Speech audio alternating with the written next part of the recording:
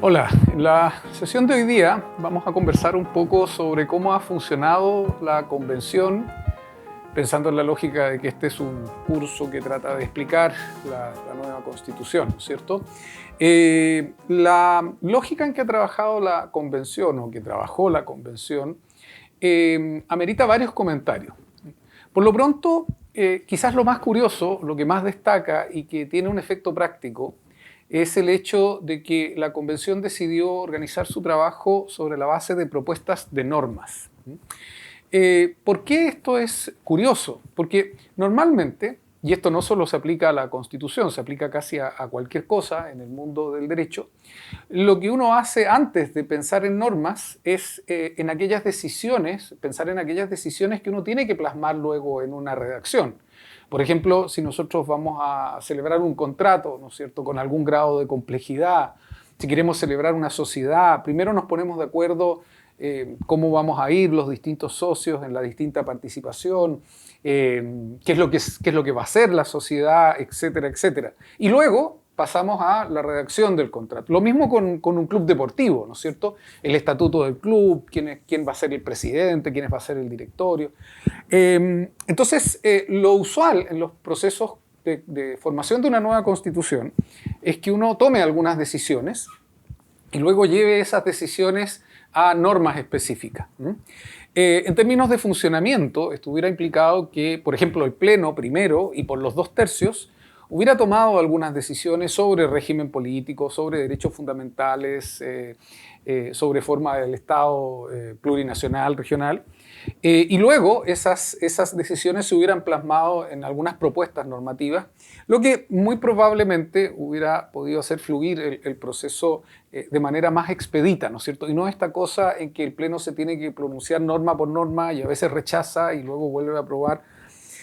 Ahora bien, eso se podría decir que es una cuestión meramente formal, que afectó al funcionamiento de la convención, pero desde el punto de vista de lo que pueda ser la nueva constitución a futuro, tiene un componente práctico que es el siguiente. Como yo no tengo decisiones políticas previas, como yo no tengo los acuerdos políticos previos, salvo quizás el que se vaya a dar respecto del régimen político, que como se cayó la propuesta, hubo que hacer un nuevo acuerdo, pero como no hay la decisión política previa, sino que llegamos directamente con las propuestas normativas, muchas veces es difícil dilucidar qué es lo que está detrás de esa propuesta. Y por lo tanto, el día de mañana, cuando haya que interpretar la Constitución, eso va a ser un déficit, no vamos a tener ese antecedente. Por otro lado, el procedimiento, si bien ha permitido la intervención de algunos convencionales, en estricto rigor no ha sido un proceso deliberativo. ¿A qué me refiero con esto? Cuando uno delibera, no simplemente justifica el por qué va a apoyar o no va a apoyar una propuesta de norma, como lo que sucede o lo que hemos visto en el Pleno, sino que además se produce un intercambio sobre los argumentos presentados por la otra parte. Si yo digo, mire, yo quiero, en vez de un Estado plurinacional o además de un Estado plurinacional, quiero un Estado intercultural y no multicultural, y hay alguna objeción, bueno, que sobre ese punto se pueda abrir una discusión. De eso, la verdad, es que se ha visto muy poco en la Convención. Y hay que agregar a este segundo punto un tercer punto, y es que de esas pocas discusiones que puedan haber existido, es muy difícil encontrar registros. No hay un repositorio sistemático de actas. A veces hay opiniones que uno encuentra en los respectivos informes de la comisión, pero uno no puede hacer el seguimiento de cómo una propuesta se inicia de una determinada manera y termina de otra. Entonces, como digo, estos tres elementos, ¿no es cierto?, van a incidir de alguna manera en la dificultad que va a haber para luego interpretar, ¿no es cierto?, las disposiciones específicas de la nueva Constitución. Hay muchos términos que desde el punto de vista del derecho constitucional o incluso de la formación legal, no son o no me dicen algo en un primer momento o no nos dicen algo a la profesión legal. Por ejemplo, uno puede intuir más o menos qué es lo que es que ciertos derechos deban resguardarse con pertinencia cultural.